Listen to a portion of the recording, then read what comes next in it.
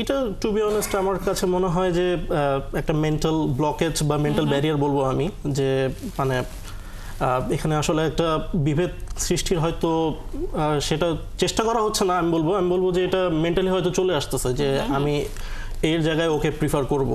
So এই জিনিসটা থেকে আমাদেরকে বের হয়ে আসতে হবে।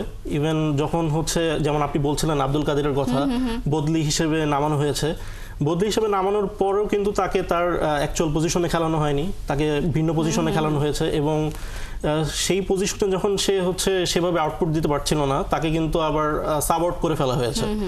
একটা ইয়াং প্লেয়ারকে যখন আপনি হচ্ছে মাত্র 20 মিনিট দেখে অন্য একটা পজিশনে খেলে যখন সাব আউট করে ফেলবেন, তো এটা একটা রং মেসেজ যায় এবং হচ্ছে আপনি তার কনফিডেন্স লেভেলটাও আসলে হচ্ছে তাকে ডাউন করে দেন। সো এই জিনিসগুলো আসলে ভিজিবলি দেখা গেছে অনেক কিছু। সো এই জিনিসগুলো থেকে আমাদেরকে আসলে বের হয়ে আসতে হবে এবং এটার বের হয়ে আসার জন্য আমার কাছে মনে হয় যে সকলের সমন্বিত একটা প্রয়াস দরকার।